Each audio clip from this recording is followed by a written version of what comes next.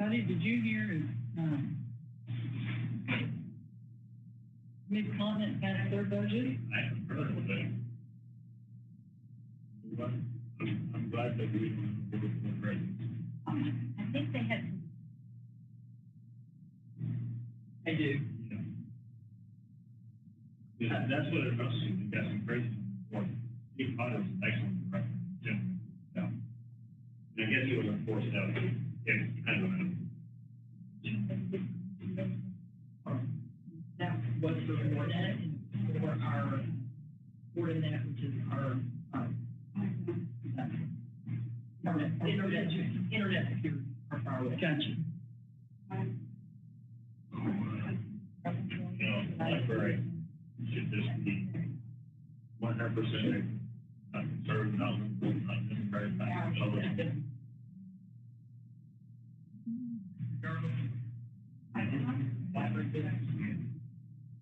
That's what I'm for. That's a law. Oh, yeah, it's huge. What are they fighting over, do you know? Insurance, collection. Now, I was gonna say, because I really didn't hear him say on the news. That's Program One. I'm sure it has to do with collection. I heard some of it is a budget. Somebody on the board.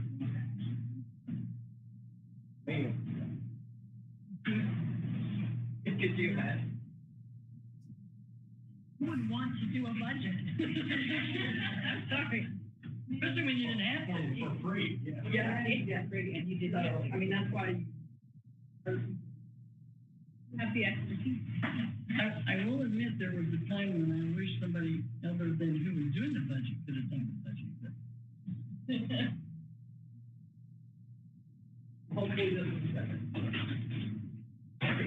Sure, would,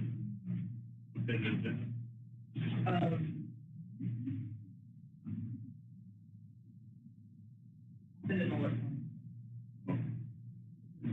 okay, that's only different, okay, that's. Yeah. Okay.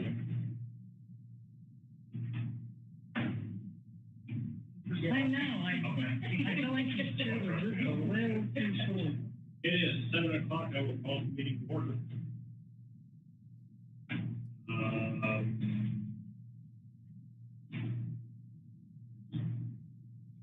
George, you gonna be here? Georgia, are you on the phone? Just hold on. Sandy will be joining. I'm on. I can't see you. I can hear you, but I can't see you. Exactly, because we don't have a camera. We can't see you either, so. Yeah, there. It says Luke is still red. I can't see. Has There's no Luke got his camera in turned our- on? There's gonna be nobody to see today. Okay, It's just audio. okay, that's fine. Your folder's there. Your folder's at the end of the page. Oh, thank you. Hello, everybody. I'm Ranger. Oh, not the Mr. President, I apologize for being late. That's okay, man. Just call the meeting or we can't even do anything. All right, Judy, can we get a roll call, vote, please? Okay. Dan Deal, here. Brian Dillon, here. Walter. Juan McMullen, Yes, here. Dad Brookshire, here. Richard Jorman, here. Fern Etheridge, here. Sandy Hickman, Here. Tyler here, and Scotty Walker. Here. All right. Do we have any public comments, either in person or on the phone?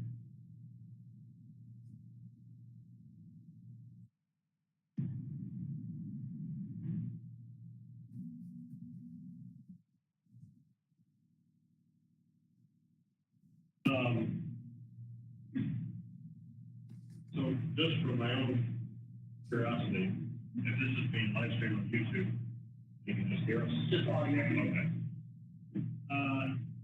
consent agenda, any discussion on those items?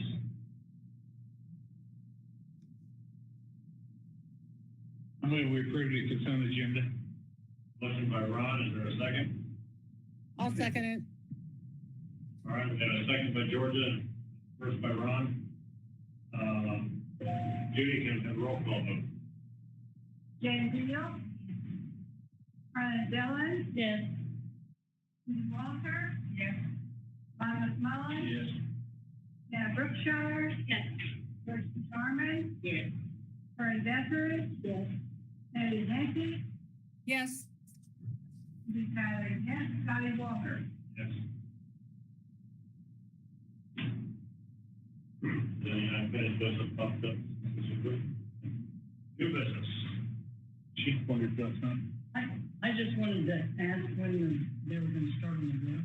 I have that under it. Okay. All right, we have some applications there for the Lafayette County position.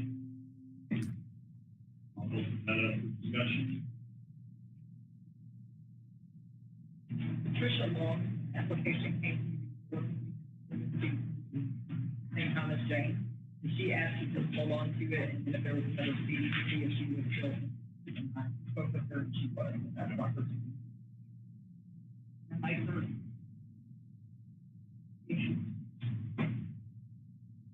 Does anybody know any of them, or they're just from the community? Sandy, you know, Tricia Long, correct? I know, yeah, I know her, and she has worked, she's retired now, and she has worked, she did preschool or parents as teachers, I think, at one time, and then for a long time, she worked at the Sedalia Library.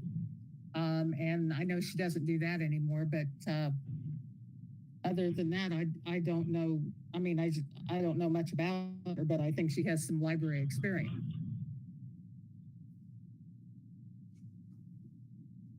And the other girl that is from Concordia, that Shannon Grubb, I have no idea who she is. I kind of asked around, you know, just to see if anybody knew her, and nobody that I know knew her. That doesn't mean anything though, but you know, like I said, because I don't know who she is at all. There's my 2 cents. I see that Krista Bell has had prior board experience, which I think is always good. She served on the Lafayette County Extension Council board. Well, I would Yeah, I like to think that's mention good too, I just don't agree. Sheep in Higginsville, they don't even have anything to do with our public. I agree. And to me, we shouldn't have a board member for Higginsville when they don't even use our library. I'd have to look at the district boundaries to see, because I think. Well, she says, it shows here she's been Higginsville. I think some Higginsville addresses technically would be in our service. I did look up her address, and she's right in the heart of town. Yeah. So she's Yeah, not I did that too. extension. Yeah, I mean, I hate to tell her that, but I just want, You don't have to Yeah, I live in looked the at- city to represent Lafayette County. She lives in Lafayette County. well, but they don't use the library. But she lives in Higginsville, and That's right, Higginsville, and they have their own library, when they won't do anything. yeah, they have their own library district, just like Holden used to have its own library district. And they don't pay taxes from No. our library. No. Technically, a No. board member should. Yeah, I think our board member needs to be somebody that's in the trails system. You know, they need to live in a town that has the trail system. I don't know. I mean, she's got experience, but I'm intrigued by the Shannon Grubb application. As Judy had mentioned, she mentions that she's new to the area and she's looking for ways to get involved in the community. And to be able to offer that opportunity to build that connection, I think would be a very powerful tool for our library to do. She's currently elementary school librarian. I think she's a librarian. I think she's a librarian in Green Valley. Don't quote me, but I think that's what, because I thought she was a librarian in Concordia. no, she's not in Concordia. That I did find that out. Yeah. So- And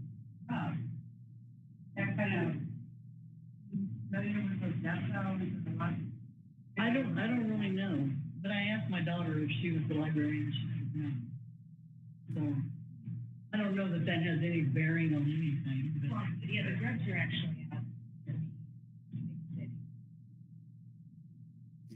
I guess my opinion is I still think they need to be a paying tax member of our county and, you know, using our personal library. I don't know. I think guess she is. I would make a motion that we ask Patricia Long to be a member. Second that. Okay, we have a motion by Sandy and a second by Judy Walter to forward the name of Patricia Long to the Lafayette County Commission for appointment to the board. Is there any further discussion? Judy, we'll take a roll call vote, please. And Bill, Yes. Dylan, Yes. Walker, Yes. McMullen, Yes. and Brookshire, No.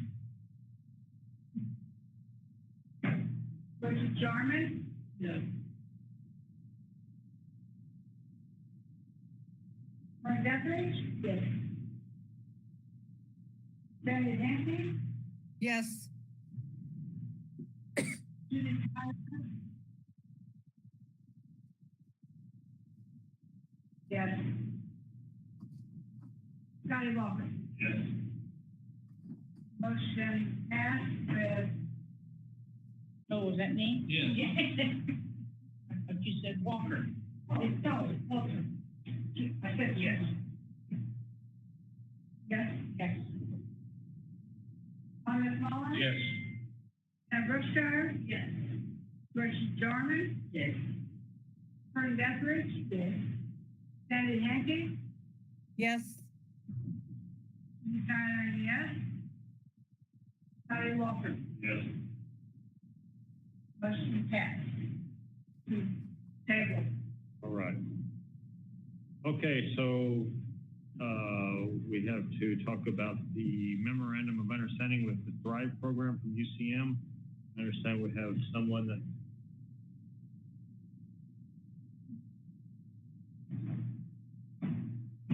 Would you like to have the floor and tell us I'm what? sorry, I was distracted.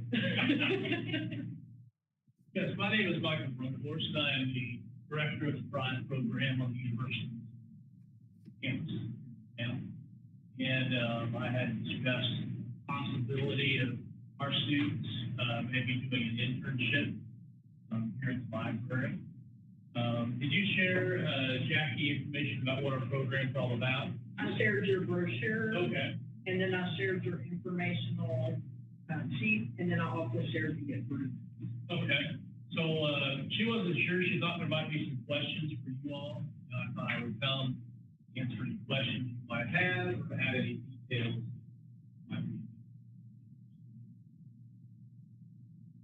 How many students are in the Thrive program today?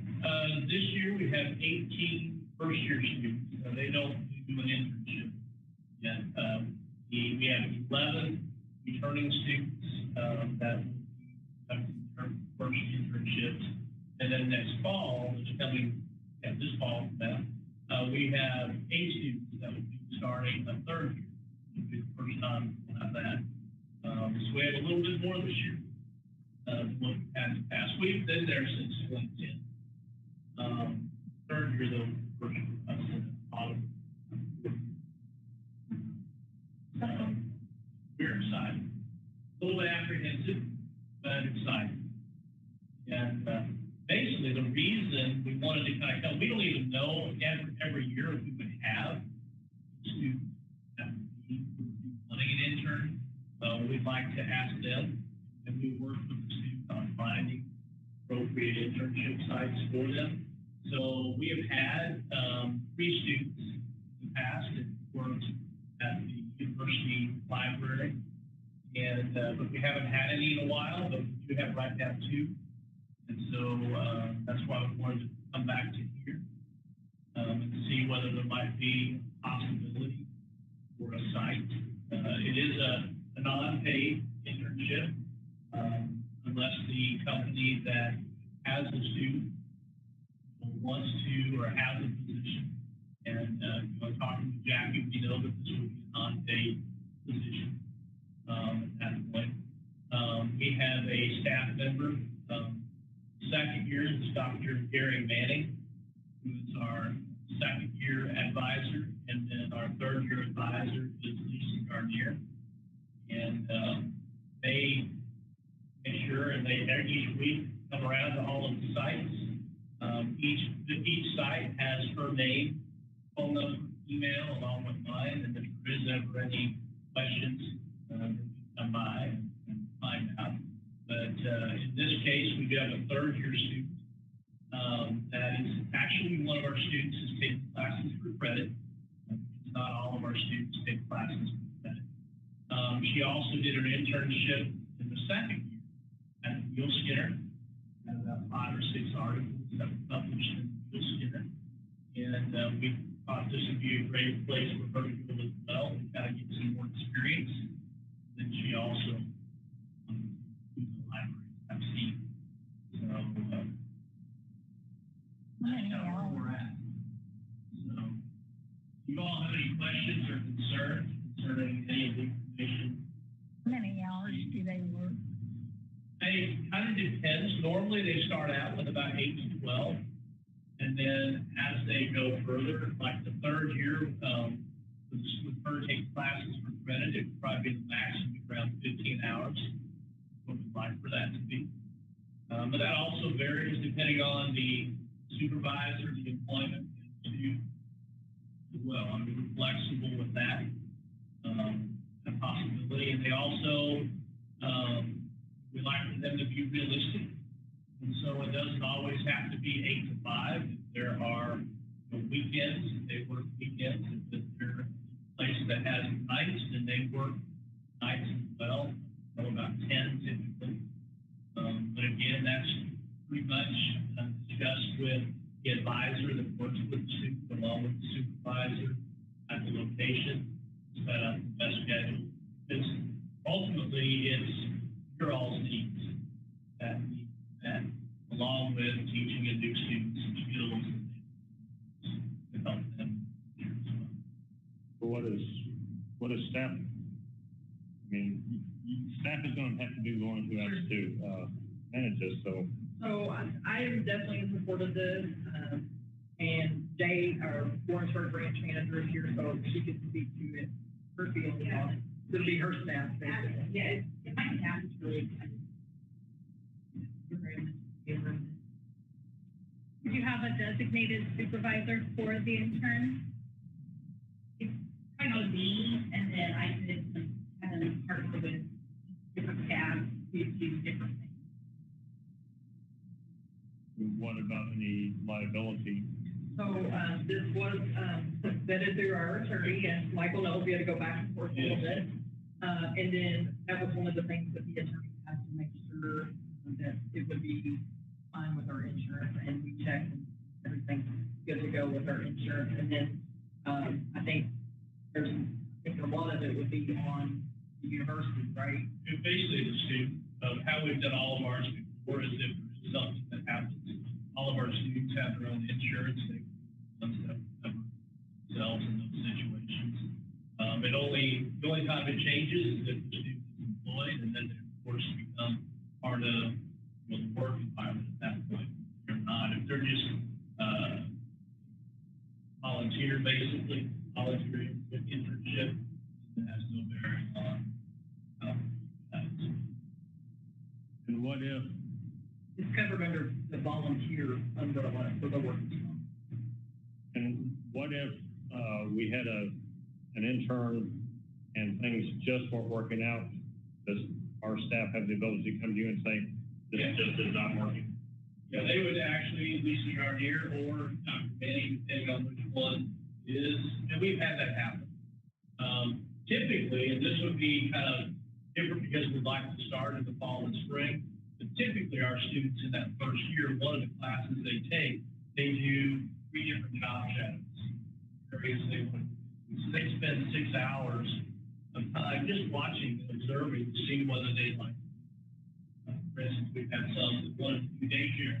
And the minute they start changing diapers, no way, I don't want to do that. And so that helps us make sure we don't put a student in a position. But by all means, yes, we have had that happen where we've needed to change, and that's something we can easily do. Probably within that week, and depending on what it is, it may be that day. But happen need to be adjusted. We don't want you as a company to be, in any way affected by it. So what are the duties that you're going to require the interns to do? I mean, it's something a job we're making for them, or is this a job that we actually would have available? I think it's kind of like shelving books, helping with, like programs and different things like that. One thing they probably wouldn't be doing is actually, interact with patient privacy. Like a volunteer wouldn't be doing that either. So but it would be anything that a volunteer, they would be able to pick up the play. Make a motion that we enter into a memorandum of understanding with UCM Thrive program. Second the motion. All right, we have a motion by Fern and a second by Janet to approve this memorandum of understanding. If there's no other discussion, Judy, I'll take a roll call vote. Oh, yes, I have Sandy, a I'm sorry. question yet. Yes. I have a question. Sure. Okay, and I know I'm not trying to run anybody down or whatever, but I'm curious if we have this person, if we get some of those people, and I know we've had these problems with homeless people, is that going to be an issue for those volunteers? I mean, I would hate for that to be a problem. Will they be able to handle? Will they be not in a position that they would any other be? volunteer, patron or anything like that, if the student who comes here is not comfortable with any of our other patrons, we would adjust or deal with it when that happens. So, Okay. Is there a timeline on that? The timeline, we basically, we like to give the students one semester in that location, and then we try to change positions the following semester, just because we want them to learn as many skills as they can, so that they can be productive members where they go back to this. This student is from St. Louis, so it's an area that she would love to go into, but of course she's right now wanting to go into English and get a major in English, so it kind of falls right into place with that. But to kind of add to that, basically, if anything like that were to occur and our student came to, the advisor that she has in Thrive, then that advisor would then contact with your staff and let them know that there's a concern, and then that typically would just work themselves out, however, would be best for you and the student. Yeah. Right. And of course, just like any other volunteer, we're not going to expect that volunteer or that intern to go and deal with a neighbor. That would be on Jason. Thank you for the question. That's why I wanted. Any other discussion? I just love the Thrive program, and I will support anything they do. So this is basically a continuation of what the county has in their RISE program. What? This is a continuation of what the county has in their RISE program. It's similar. I know we have had a couple students that have done their internship. Actually, I take that back. I'm not sure we had somebody do an internship with Thrive, but I know we had about 3 students that went out and did their job shadow with Thrive. But yeah, we have had some Lawrenceburg students. One that's been in our program and then continued on. But these are all students with developmental or intellectual disabilities. So we're giving them a chance to learn more about self-determination, living skills, and ultimately job students, help them get a job and be self-sufficient. So very similar to life.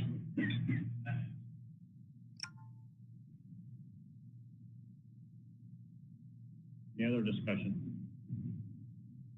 a roll call vote, please. Canfield, Yes. Carla Dillon, Yes. Judy Walter, yes. Ron McMullen, Yes. Anna Brookshire, Yes. Richard Jarman, Yes. Karen Deckard, Yes. Sandy Hanky, Yes. Steve Tyler, yes. Scotty Walker. Yes. Motion passed unanimous. All right, well, I'll just let you deal with Jackie and get all that paperwork filled out. All right, well, I appreciate you all. Thank you for coming. Thank you for being with us. Talk to you. Yes, thank you for coming. You have a great night. The best part of the meeting is yet to come, if you want to stay. I'm gonna wipe and hold it. Thank you. Have a good evening. All right, policy A108, volunteers.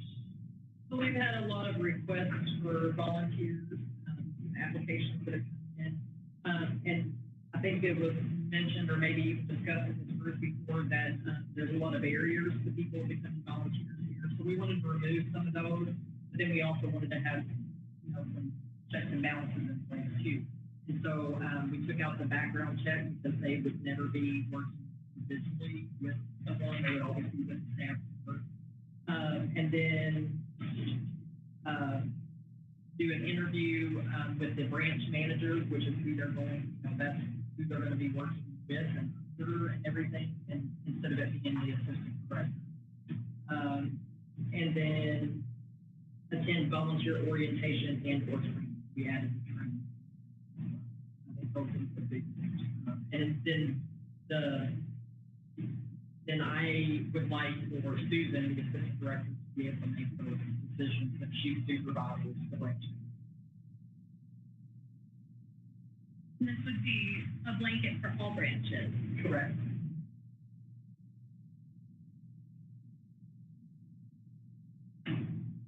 Make a motion that we approve the changes to the volume two. We have a motion by Carlin and a second by Georgia. Motion by Carlin, second by Georgia to approve this change. Judy, roll call vote. Canfield, Yes. Carla Dillon, Yes. Judy Walter, Yes. Ron McMullen, Yes. Anna Brookshire, Yes. Richard Jarman, Yes. Karen Deckard, Yes. Sandy Hanky, Yes. Steve Tyler, yes. Scotty Walker. Yes.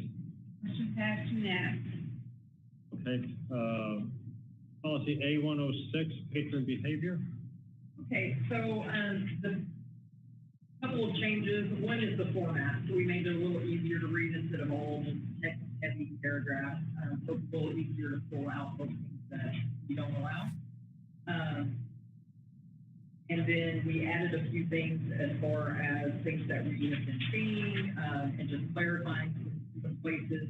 And then we had added in, basically unattended children. We're having some issues with some of our branches with that, especially now that summer is here.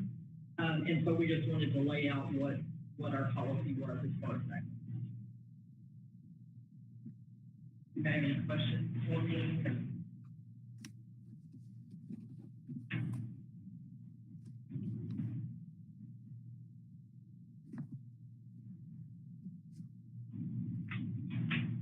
You can approve that policy? Yes. I move we approve that policy A106, patron behavior or whatever. Motion by Ron, a second by Judy Walter to approve this policy.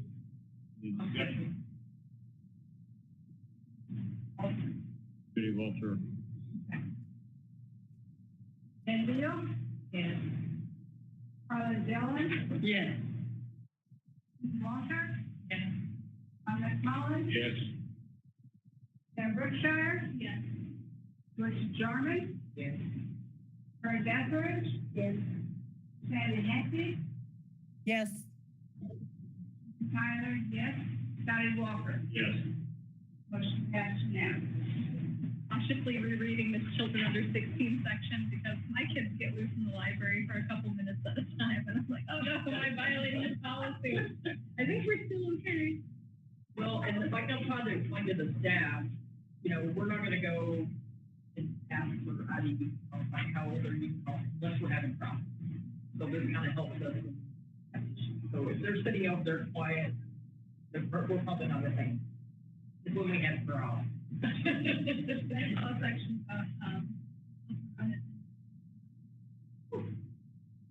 We'll get a call. Get out of here. And I don't know that we've had that happen. I know at other libraries I've worked at, that is an issue. Or having it. Like the assistant section. But do the, Okay, next up, we need to, and I mean this in the kindest way possible, it seems like you've been here forever. So, and That's what I say, don't I? I'm like, it feels like I've been here 10 years. Yeah. I said, and that's not a bad thing. But yeah. it is so nice that we haven't had all the turmoil that we had for the last 2 years. Here, here. So does that count for an evaluation?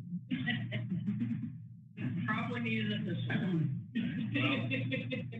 Gotta make you work. Can you know, you give us some guidance, because I don't even remember how we evaluated Tommy.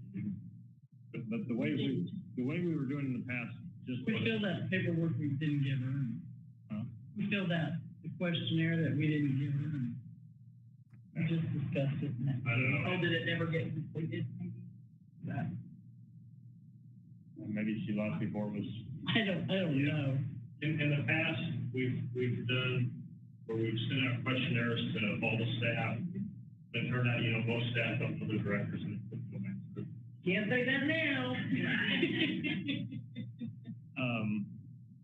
And then you also have the issue of, well, they're going to recognize my writing, so I'm not going to say anything.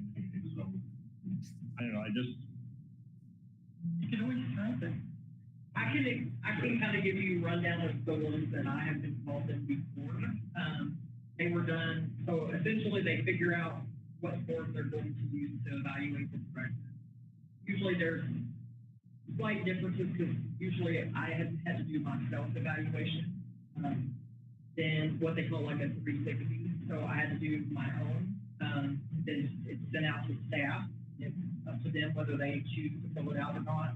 And then it's sent out to all the board members. And then there is some way, like usually a committee is formed, and then all of those are collected by a designee of that.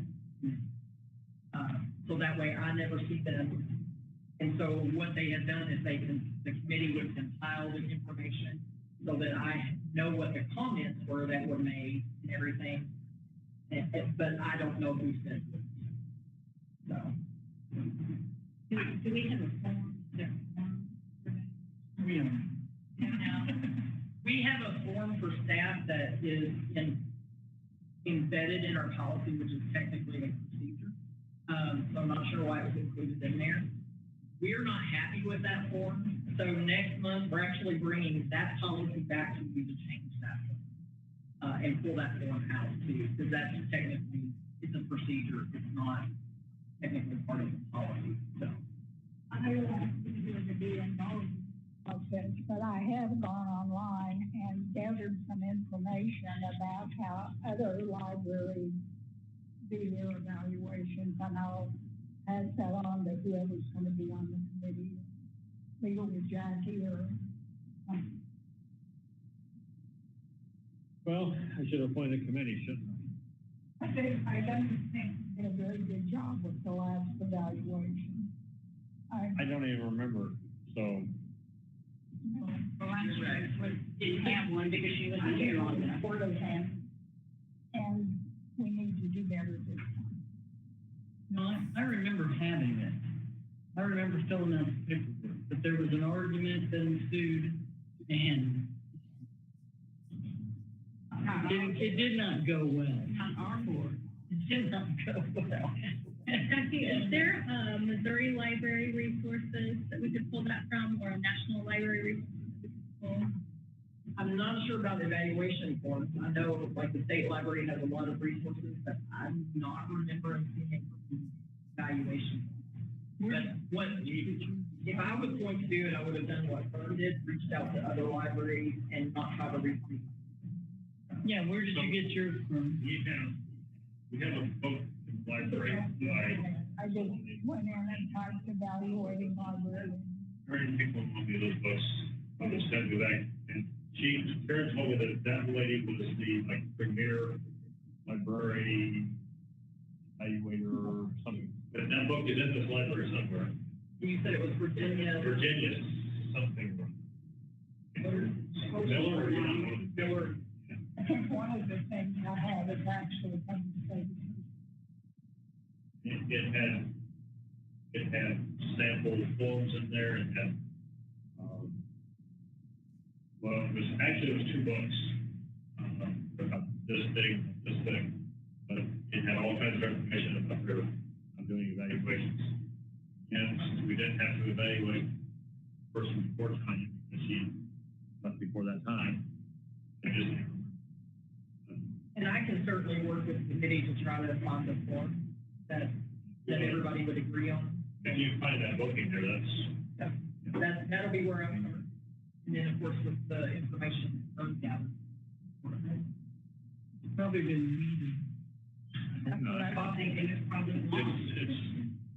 It should be, Years ago. it should just be in reference area. I'll take a look. It wasn't a book that you checked out, so. Jay may be over there trying to find it. Yeah. I figured you were. All right, I'm sure. Your document. Are those the documents you found?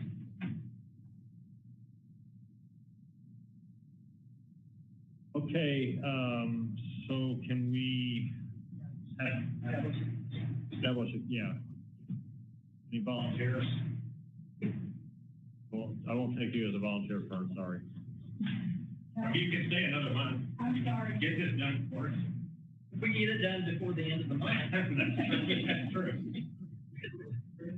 I'll try to stay in the committee. Okay, Jana? Jane? Yeah. Carlin? George, how about Georgia? Carlin, You evaluate superintendents, so this is up your alley. Okay. Carlin, you want to? Or no? Sure, I'll give it a try. So I have Jana, Jane, Carla, and Carlin, and George. Thank you very much. And then, Okay. so now we need to consider approval of the preliminary budget for next year. How much detail do you want? You want me to go through everything with you? This is your time. I'm prepared, so let me know. Well, I have a question. Being from this county, how come it's blank in 2022 with the tax receipts? When it was budgeted, we had an interim director that was doing the budget last year, and it just all got budgeted under a one line item instead of separating. Now, when it comes in, of course, it's coded differently, so you should see it in the financial reports it's separate. And so I just fixed that. Is And turn it I was off. gonna say, I pay my taxes. Is the money set aside for the roof, is it in the budget? This one. So yes, that's part of what would be carried over. Does it carry over? Can we just go through it and then see if you have questions? That's correct. Where would it be? Come on, I'm ready. Come on. Go. I worked really hard on this, so, all right. All right, so we'll start with revenue. So, I was able to determine that we had quite a bit of money that wasn't expended, this budget year, similar to probably the last 2 budget years, pandemic, trying to rebuild and then, a lot of staff turnover, things like that. So we had a lot of money that was unexpended, when I was working on the budget. So we're looking at 1.2 million that was unexpended.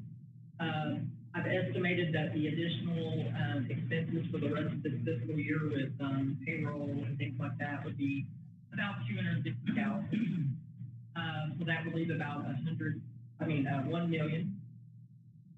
And then we did not need to transfer, if you look at the fiscal year 22 budget, we had that we were gonna transfer, 111,000, almost 112,000 from designated gifts. Those projects did not get done, so that did not happen. So that money is still there. So if you, subtract that and you subtract the money that was not transferred from developmental reserves, which was set aside, I believe, that was part of the roof money. That leaves a little over 700,000 that we could potentially carry over. So I did put the 700,000 in there to carry over to the next budget. And I have a breakdown of where that came from. All of that. Let me get that detailed. Do we have money from the power plant in Holden? We do. I'm trying to think. It's going on the tax roll. Yes. We got something, and I'd have to look in my files up there exactly how much. Several things are school. Our superintendent is working with Collector Mark Reynolds and Tracy Grant, because that plant has sat there pretty much all this time and not been used. But when Texas had their big power shortage and there were all kinds of other shortages across the country, they were able to fire that plant up. And it really did save quite a lot for the co-op in terms of having money or service. And they're going to continue to use it. So I think the general feeling is that when it comes on the tax, it needs to come on as a viable working, instead of being just depreciated that. Sure. I just wanted you to know that there's some work going on that. Great. You said Tracy Grant, and who was the other person? Mark Reynolds. And who is he with? Bigger The assessor? Okay. Tracy would be a good contact person. So do you, are like state aid and the athletes and entertainment fund, are those just speculation, or do you know that we're going to get that much more? So that is based on what we actually received this year. So again, if we don't receive that much, it's kind of a guess on those, until they get everything done, which is on a different timeline than us getting our budget.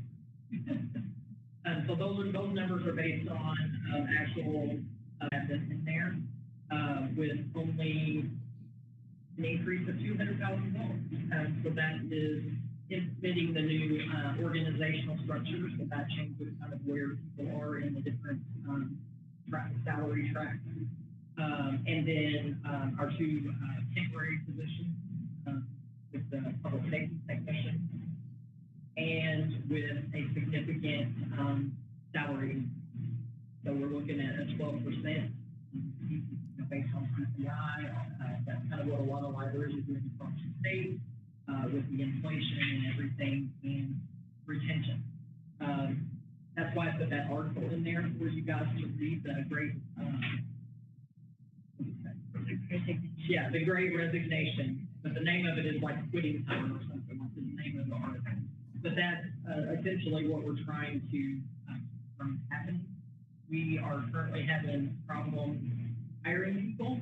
We're either not getting the applications, or people are turning down interviews with us, or they are turning down when we offer positions because they have found a job elsewhere that is paid. And so that's just kind of the trend. So in order to kind of get us up there to be more competitive, that's going to change the base pay rate. Currently is $11.81, and that will move us up to $13.23. to make us a little more competitive with the, And existing employees' salaries are being adjusted as well. correct, yes. I think it was a good idea to have all of that for beginning. And now, because when you have a step system, you're supposed to move from one step to the other. So you do a step when you have that type of salary scale. By taking that out and extending them to where, and I just plugged those numbers in for the 2.5%. Those are not steps. I just did it to try to figure it out. We worked this up. This is probably the 5th way that we worked it up, and the ones that Anita had worked up for me, I'm like, there's no way. We cannot sustain that. We cannot afford that. And so I stayed up till 4 o'clock in the morning, racking my brain, like, I know there has to be a way. As soon as I got it, then I could go to sleep. And this is the result of that. So this allows us the flexibility that if we can't do a 3 or 4% increase, we can maybe do a 1 or even a 0.5%. So where we can give something, instead of just saying, oh, we can't afford it. And there still may be times when we can't afford it, but this gives us more flexibility. And I've never seen a step system that was only 6%. Because then you're COLA'd, and according to our policy, you get 1%. And so that is something different that I put in here because of the inflation and the change of things. I just put in a 3% for 3 employees that would still be COLA'd. Okay. So that's the explanation there on the salaries. And then, of course, to increase salaries, obviously, the other line items have to increase some as well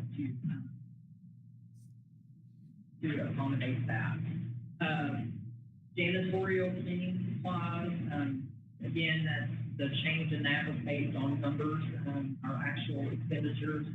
And so I lowered that to 3,000. Paper supplies for all branches, that is toilet paper, paper towels, those type of, and not programming paper or fingerprints. Yeah, that's under office supplies, correct. Furniture and equipment, so we receive requests from all the branches and all the departments, and so that's we kind of prioritize those. A lot of the requests that were made, I said no to, because in our strategic plan, this first year is kind of assessing and analyzing and figuring out what the needs are, and then we can start prioritizing those and moving forward with those through our strategic plan. And so I just automatically, for the most part, with very few small exceptions, those were just told no on those.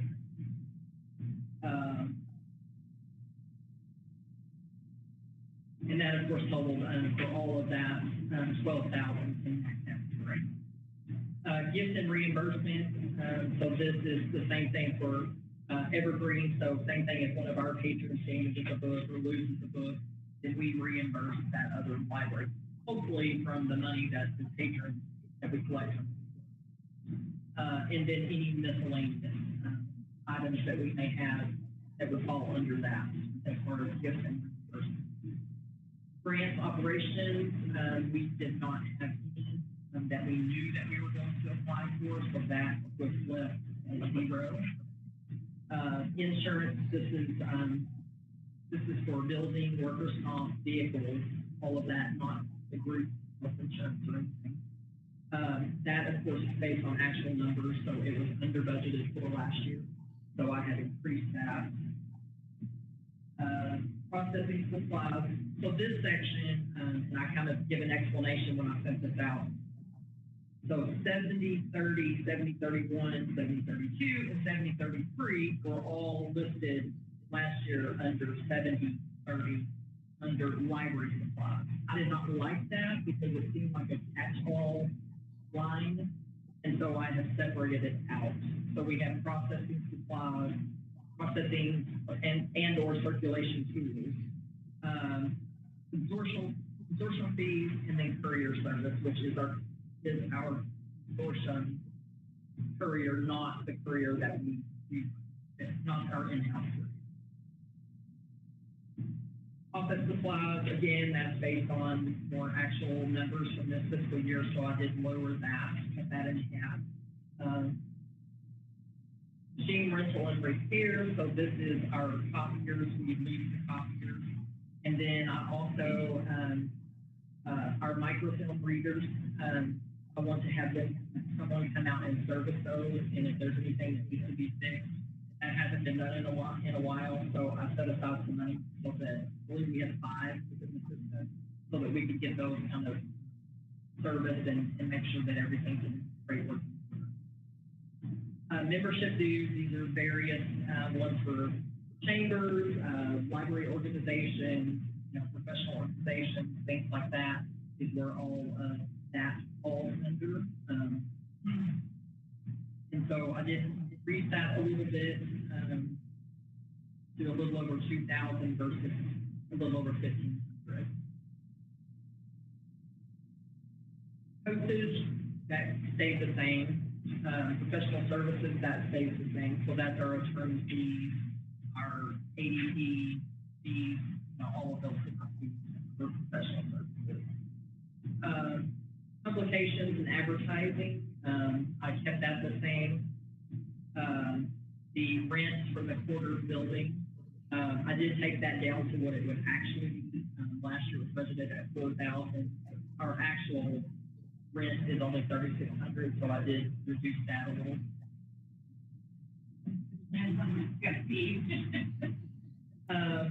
Training, I think training, the budget line has kind of been scaled back because most things were virtual, and now things are opening up in person, conferences are happening again, and so that is where that significant increase comes in.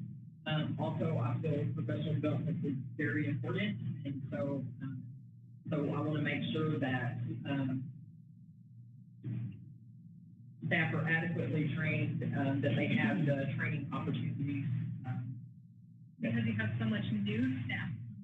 Yes. Just team building. Yeah. Professional. Absolutely. We are planning a big training for all of our managers, so branch managers and then the department managers on the budget process. I mean, looking at 2 days now. And then we did the real colors. I can't remember if we talked to you guys about this at our all staff day back in October. We still talk in colors. I mean, it just went over so well. So we're going to do additional modules with our managers. We're going to do more of a leadership one with them. And then at our all staff meeting, we're going to do with everybody, we're going to do another one with them, another module to just kind of add on to what they already have received. So I've never seen a training. So where we still talk about it, we still have fun with it. I mean, it's just amazing. So I hope this one is just as fun as the last one, and it's the same as presented. So I'm hoping that it will. That's why that line item has increased. Collection and services, we did cut quite a bit from our collection. AV materials in particular, that was based on this year's numbers where it wasn't all spent. So we did adjust that.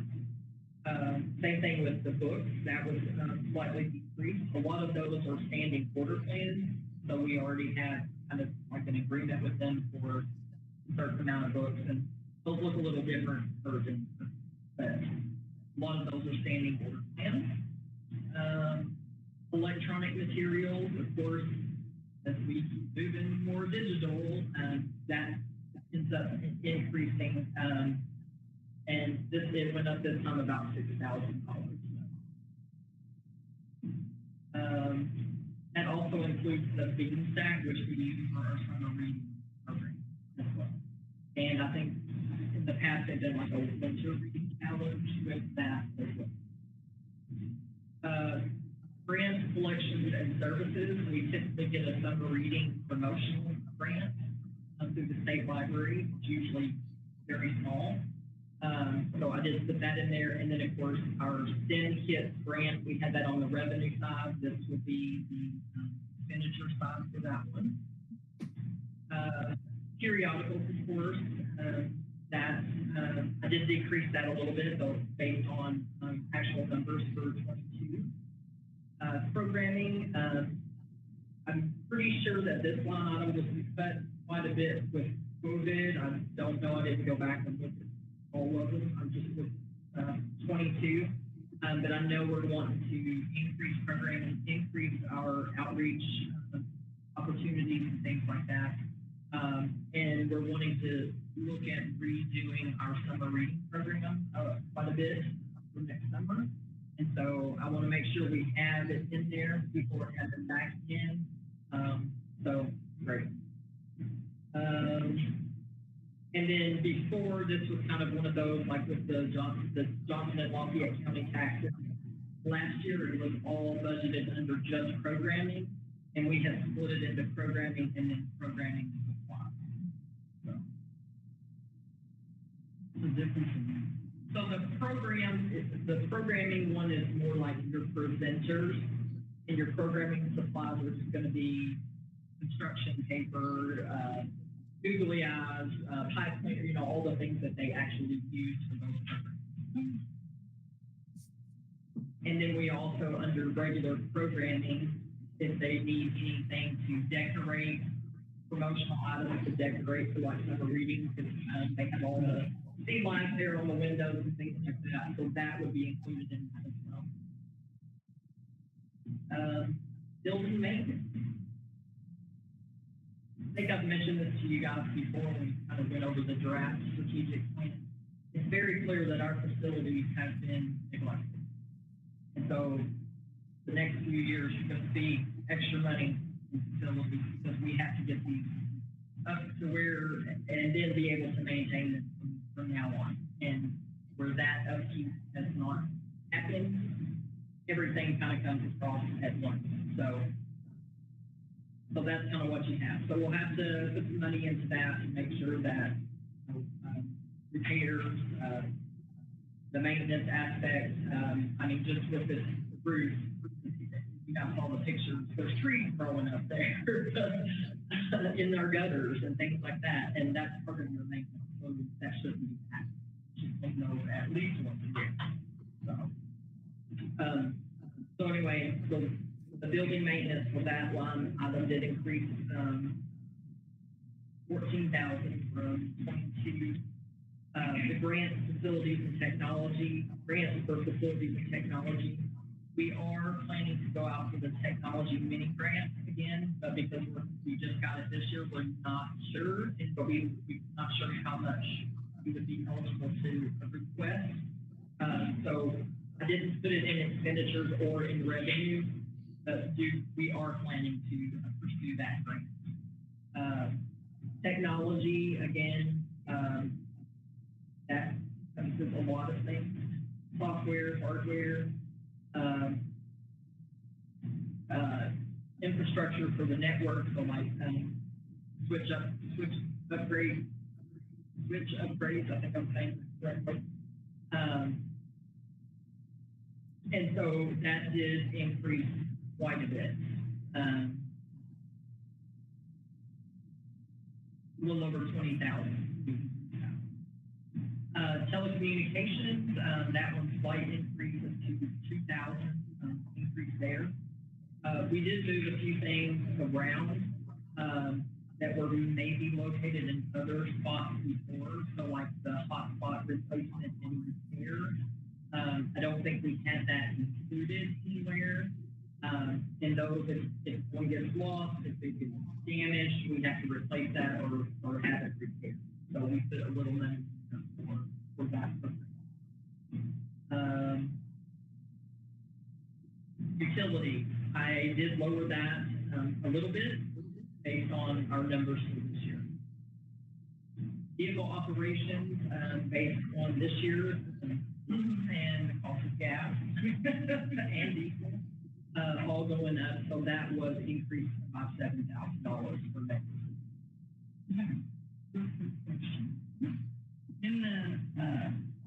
managers report, they were talking about, they run the courier service every day, they get every branch every day. Monday through Friday. Why?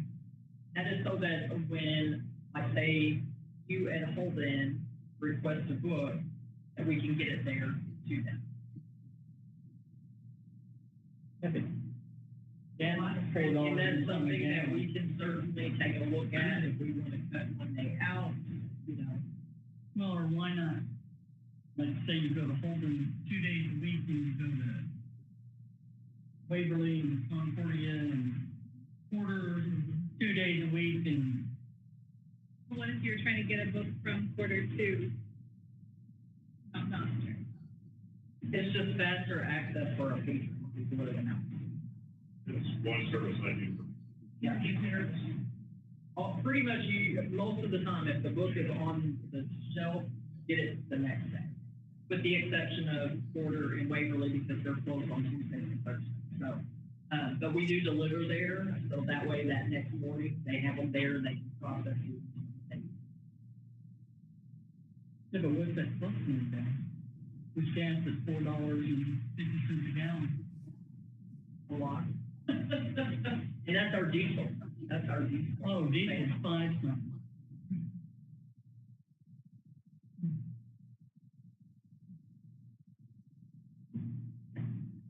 That might be something to look at until gas prices come down. We can certainly The take patrons could wait a day or two. Like, if we know it's not gonna end, if you don't get a book the next day. So you're talking about cutting its staff members' hours. So they'd still be going every day. They have other things. They would still be going every day, just not every Just not branch. every branch, yeah.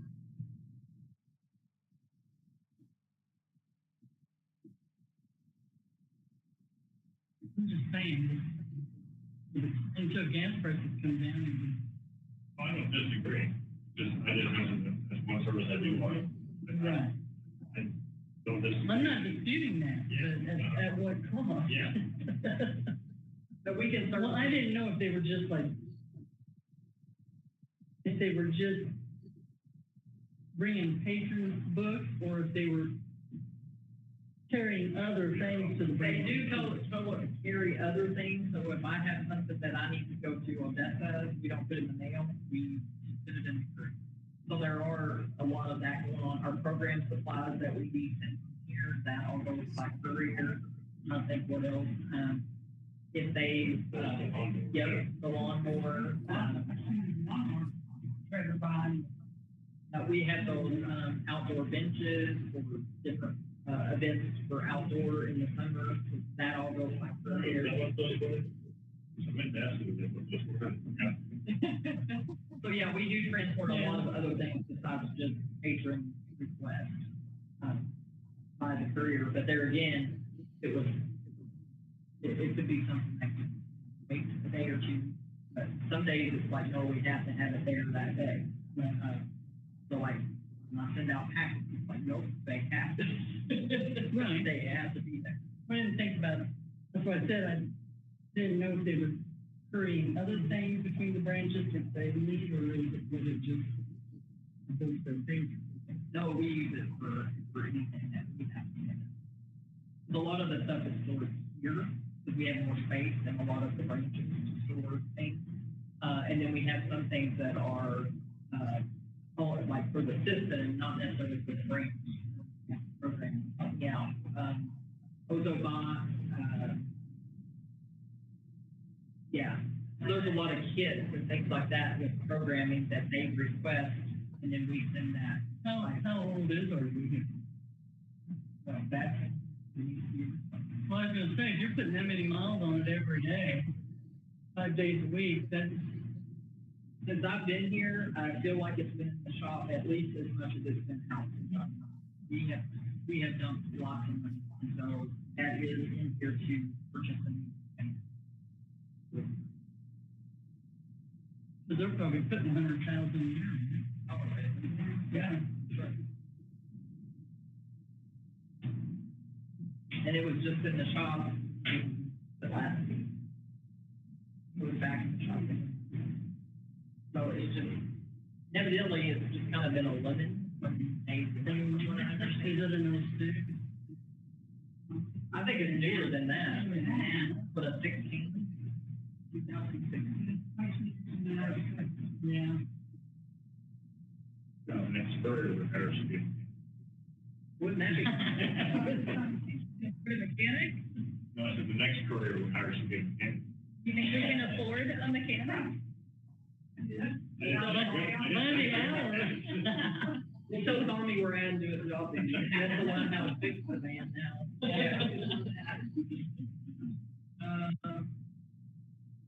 Where did that?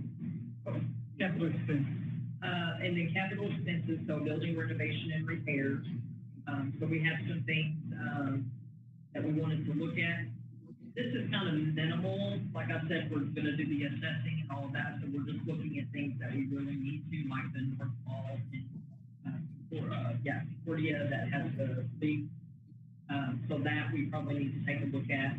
So there's just a few things, that we wanna try to accomplish this year. Did we get the parking lot at not carried over? We approved that. I don't know why it wasn't ever done. I don't think we approved it. Yeah, we did. Yeah. We did. I think it was, wasn't it like 69,000? Then I thought we backed off with it. No. Started out, it's supposed to be 17, and then it went to, Oh, it's sure that. Well, it's gonna be more because blacktop is expensive. oh, I don't know. I would like to revisit that. I know there's been, it's bad. Yeah, it's bad. It was bad when we talked about it. The snow plow really disadvantaged this, like getting places that were already in, and it just made it worse. So that definitely is something that's on my list.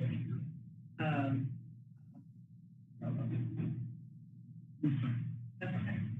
It'll come back. Oh, I know what I was gonna say.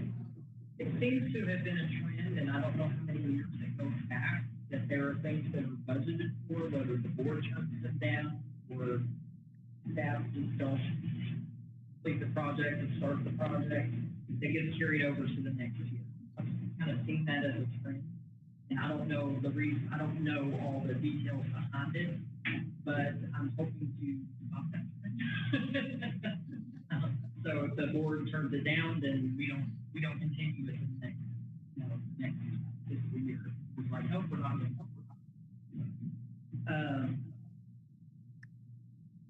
So that part is kind of minimal because we're waiting to do all the assessments this next year, determine needs and prioritize those, and then the next fiscal year will be know what our priorities are and hopefully it's working. Capital expense, these of course are your larger projects. The roof project, of course, is listed here. I have the Knob-Noster parking lot, resurfacing. Those are the main two.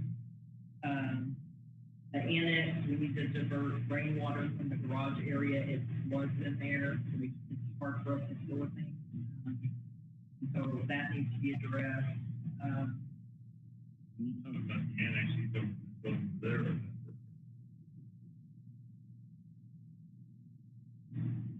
Separate building. That Yeah, was or the old the- garage. That one there is. That one there? No, that's the fire department. The No. annex is this way. Yeah. Yeah, it's on Polk Street. The entry is on Polk Street, So what do 101. we call that building? That one right there? I know that's the fire station, but we own a building up there. No, because we have a building. We have two buildings, well, we have three buildings here. We have the main branch, then we have the annex, which is I think it's 107 Polk Street. And then we have the maintenance building, which is 110 West North. So, as far as I know, that's the only three we own here. Here in I town. just know there's a building. I know, I get turned around in which direction. So most recently we bought one up there. From The Main Street over. Yeah. And I think that's the end. Okay. Yeah, I believe. So the Holden branch manager office to get some kind of, even if it's some kind of cubicle walls or something to give her a little bit of privacy, especially if she has to deal with patrons like that. Her desk is just right there out in the open. Some of our libraries need auto door openers for lady clients. And then replace the courier van, the surveillance, camera system, security cameras. We are looking at installing some panic bars on some of the exterior doors. Yeah. And then we have a few things listed, but I have no pricing. I didn't put any amounts in there. And then I did put in just a placeholder of 101,000 for miscellaneous projects. So if we have time, we have some money that we can actually get some of those smaller things. Of course, the emergency fund, I just left that the same, 60,000. Our debt service, 85,000. Sorry, those numbers are back. There's an increase of 5,000, not a decrease, so that is incorrect on my notes. And then transfer to our reserves. We typically transfer some money into our reserves. So the unspecified developmental reserves, 60,000.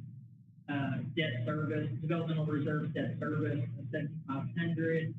And then I would like to establish a vehicle replacement fund or reserves for that. So that is what that pot of money would be used for. And hopefully, when we need to replace the vehicle, we already have it. So I did put 10,000 towards that, and then transfer to operating reserves 20,000. And so that balanced budget almost 4.1. You might have any questions? So good. It's a lot of work. Yeah. And a lot of work on everybody's part. All the branch managers did a great job with their requests and departments. And I am taking Anita and Susan to lunch to thank them for all of their help on the budget because Anita had to do all of the salary and benefits numbers for me. And I didn't go with any of them that she did. I did my own and then had her finish that one. Susan, she fixed my spreadsheet where now I can work in the workbook part of it, and it automatically transfers the numbers over to the main thing, saving me loads of time. I actually had a weekend this weekend because of her doing that, so I'm taking it.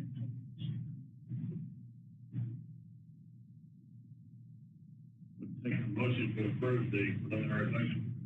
I'm going to approve. Second. Motion by Georgia, second by Jan. Any discussion? I just want to say, when we were talking about construction paper and Google AI, I just want to say how the information coming out about the branch activities, the inclusion of a lot of kids and other groups, it's just really, really nice. And I appreciate that. Really do. Are you talking about on our social media? Okay, good. We have definitely been increasing our marketing. It's very, very nice. Good. The other thing that I wanted to ask is, do we get any more program money from the state? Do you know? I haven't heard anything. I'm trying to think the last thing that they did. They just did something with I believe the last of their ARPA funds. That was something that benefited statewide, and it's escaping me what it was. So a new database or something. I know we do have an opportunity. I believe this is a ARPA funds as well. It's called Excel High School. You know about this? No. Okay. It's called Excel High School, and so it's an online, and then pay for the platform. And all that each library has to do is pay for the seat, so for the student to attend. And you can purchase one seat or X number of seats. And so I haven't done this yet, but I would love to approach J-Count, because I'm sure they may have some students, to be able to identify some students that would work through this program before we actually commit to purchasing. I do know that there is a huge amount of money that they have. So, yeah, in school, I just, you're talking about the state level, right? Yeah. So we keep waiting every time that we talk to Robin, our state librarian, and see if we have any updates as far as that goes. And, we just saw her, had an update from her at the PLD conference, June 1st through the 3rd, and there was no mention of that. So. We'll just keep our fingers crossed. Judy, get a roll call vote, please. Jen Lill? Yes. Carla Dillon? Yes. Mrs. Walter? Yes. Mama Flowers? Yes. All right. Shannon Brookshire? Yes. Richard Jarvis? Yes. Karen Etheridge? Yes. Sandy Hankey? Yes. And Jim Tyler, yes, Scotty Walter. Yes. Action yes. Okay, next up on the agenda is the election of officers for the 2023 year. Currently, I'm president, Ron vice president, Judy Wolfers treasurer, Lee Tyler secretary. Any discussion on that? I would like to nominate Ron for president. I'd like you to stay on. I'd like to nominate Sandy Hankey for secretary. No.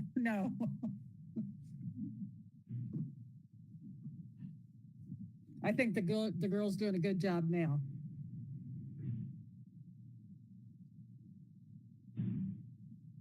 I nominate Shannon Brookshire. I just took on a committee. I just took on a committee. Judy, you want to trade jobs? Oh.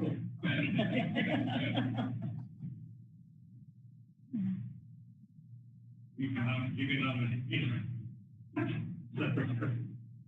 Then I'll nominate Richard Jarman.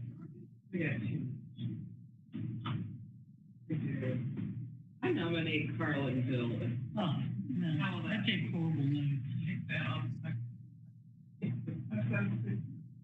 Right now, I can't write hardly. You what? Right now, I can't hardly write.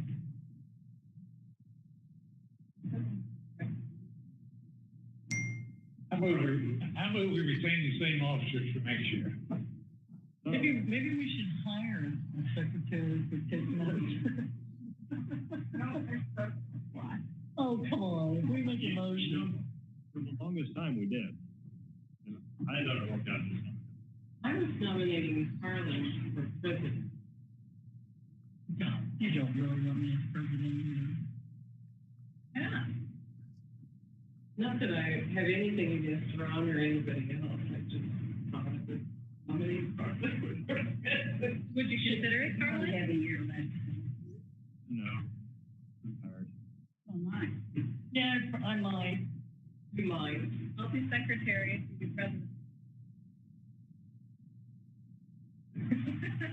Oh, it's Shannon. It's a two for one deal.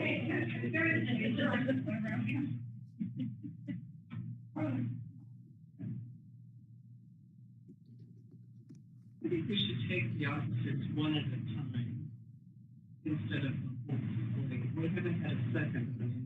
I'm sure the bylaws tell us how we're supposed to do. Your old officers want to stay in office. Maybe that's the question we should ask.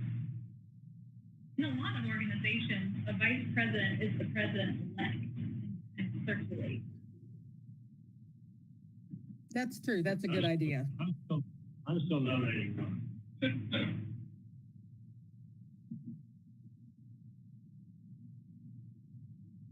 Nominated Carlin. What do you say? Whatever. I've been vice president and things, and if he doesn't want it, but I don't care. I can do it. Just won't show up. I'll do, I'll, whatever the board wants is fine with me. I know Judy doesn't want to be secretary anymore. I don't blame her. And, Have we heard back? Am I gonna be in my full term going forward? You recommended me to the commissioner. I haven't heard from them yet. Did you send it? They're all trying to get elected. I'm still in office. I expire. Oh, no, you'll be good. We'll Okay. You'll be Yeah. back. honestly, Ron, did I send you some time? Nope. Okay. Okay. I think it's Yeah, wait till that dude get her picked in. Yeah. That's it. You guys didn't answer my question. What's the question? Do the officers we have now want to still fulfill their office? Or would they like to step out? We know Judy would like to step out.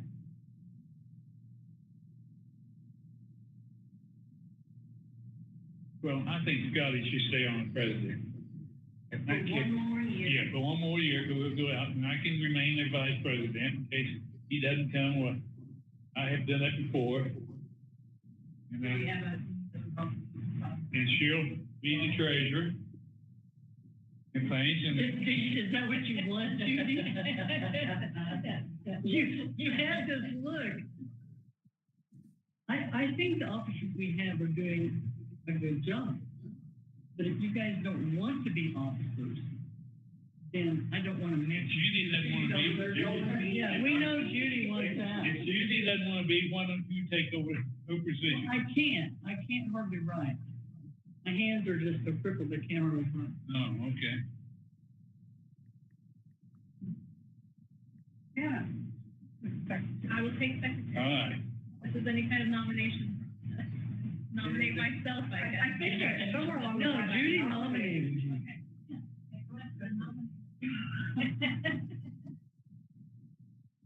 Okay, so. What are we doing? I don't know, if you officers want to stay in, then I vote that we keep the officers we have excluding Judy, because we know Judy wants out. So we have a second to that? I think I seconded it. Okay. But yeah, you did.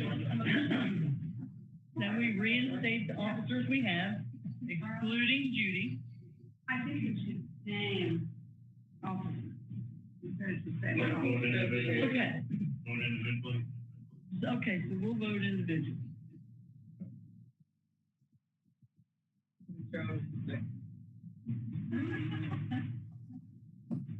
I move Jana Brookshire become our new, recording secretary.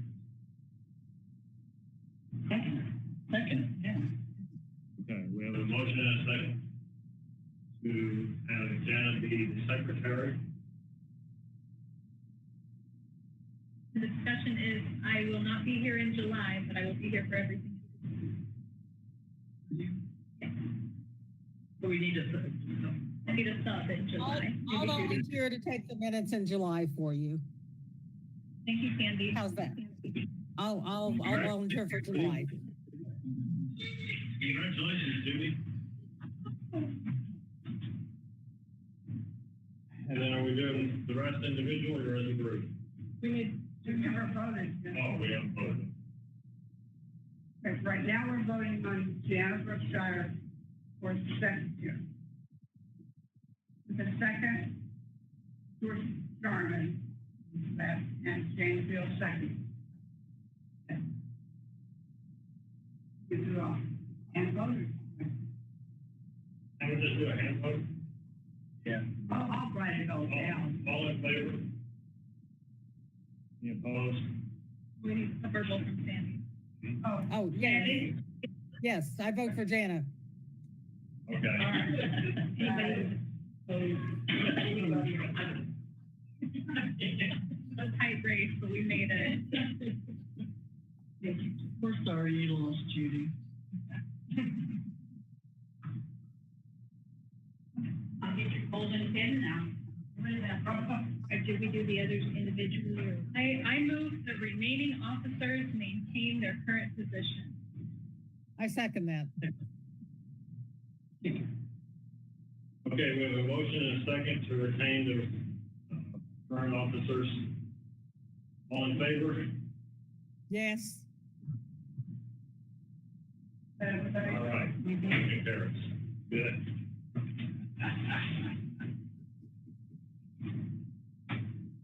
All right. We never heard about, when are they expected to start a year? Oh, that's next. Okay, now, I do have several that came up. Normally I like to put them in your packet, but these were all at the last minute. Sad announcement, Ginger Brooks, she was the children's services coordinator from November 97 to December of 2010. So she worked for a little over 13 years. She passed away on June 12th. Currently, there's no services there. But I wanted to let you know if there was anybody that remembered her.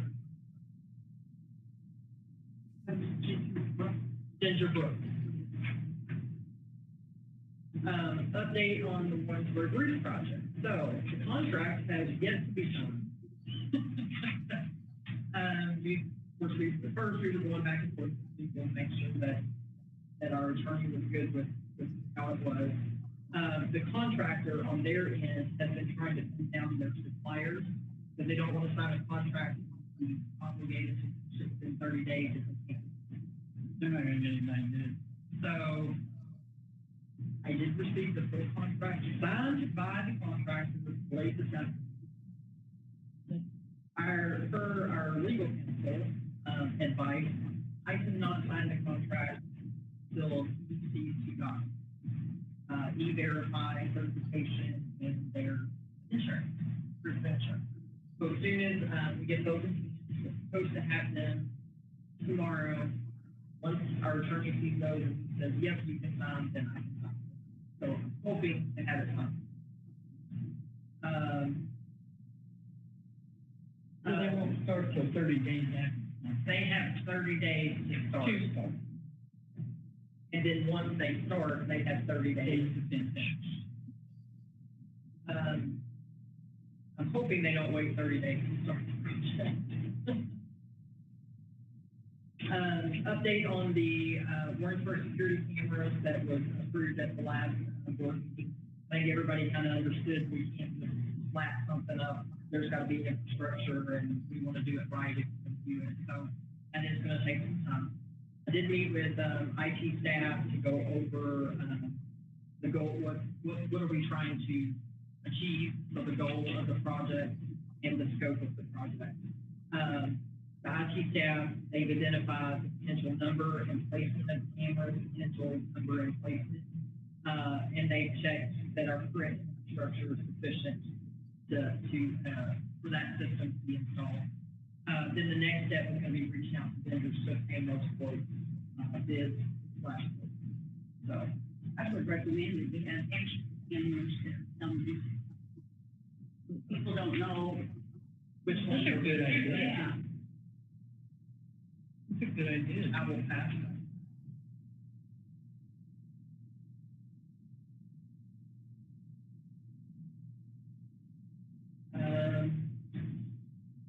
Along that line, we had a break-in at our maintenance building, on 110 North Street. Where's that west? West. It's west. I wrote it down wrong. It's west North Street. They entered through a window. As far as we can tell, the only thing that was taken was a chainsaw. And then they left a pair of wheels where it was changed. We probably would have never known they were in there until we went to look for the chainsaw had we not found So we did have the police out. They did file a report, and we have secured the window where it's very obvious that we secured the window. So, hey, we know you were in here. Not. So, and then I've also asked Billy Stone, which is our facilities technician, if he would make sure that he goes in there at least once a day. 'Cause some days he's doing other things, that if he would make it a point to look in there every day, just because we know that this leak. They did break a window, thank goodness, so there wasn't any repairs like that we had to do. Did they get in? The window, They opened it and allowed in? somehow they were able to get it open, yeah. And then I just wanted to update you on the hiring for the public safety technician here at Warrensburg. So we tried to have kind of a short turnaround so that we can start interviewing. We only received 3 applications. 2 of them we would look at interviewing. We've got 1 interview set up for Monday. The other one has not returned our call, so it's not looking that we can set up an interview back. So we will be reposting since we have 2 positions. We can hire this one, the one that we interviewed. We still have another one, so we will be reposting that with a new priority date. And obviously those open to fill that with the new priority date. So we're seeing some of the same thing with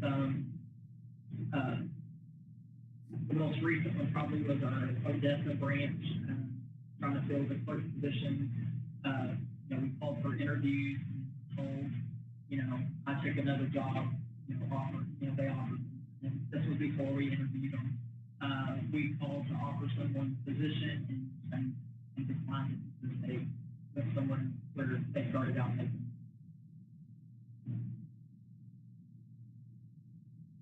And I think that's it. Anybody else has? I just have a couple of things. First off, I know that particularly staff here and maybe other branches are putting up a lot of nonsense, and I really want to say that sorry you have to do that. And I hope you know the board is behind you. And hopefully this nonsense will stop sooner than later. But you do have our support, and we appreciate all that you're doing. And I've read some of the stuff that particularly front officer have to put up with. I don't know what to say other than we're with you. We can do to make it better. Please let the board know. We do appreciate it. I appreciate that. That means a lot to know that we have the word support, and I know that means a lot to Jamie and her staff. And it's not, we had issues in other places, but Warrensburg, of course, is where it's more concentrated. Yeah, so we really appreciate that. And the last announcement I have to make is Spur, this is your last meeting. And we would like to give you this little, kind of a nice little thing here. Thank you. And we appreciate your service for the last, I don't know, when did you come on the board? I remember your first meeting was at Waverly. The dates are on the bottom. Oh, the dates are on the top, okay. Okay. See, that seems like a long time ago. Thank you for coming. I appreciate it. I've enjoyed serving on the board, and I do think that we're in a lot better place than we were when I first came on. I think so too. Sorry, I took. Thank you. We'll miss you, Fern. No, I'll miss you, all you guys, and I'll try to keep in touch online. You can always come to the meetings in there and wait for you, just to be a participant. No, I'll have to keep track of that. We'll look over at you and wink once, and you give us a wink back, and think that you're doing what you should. I will go ahead and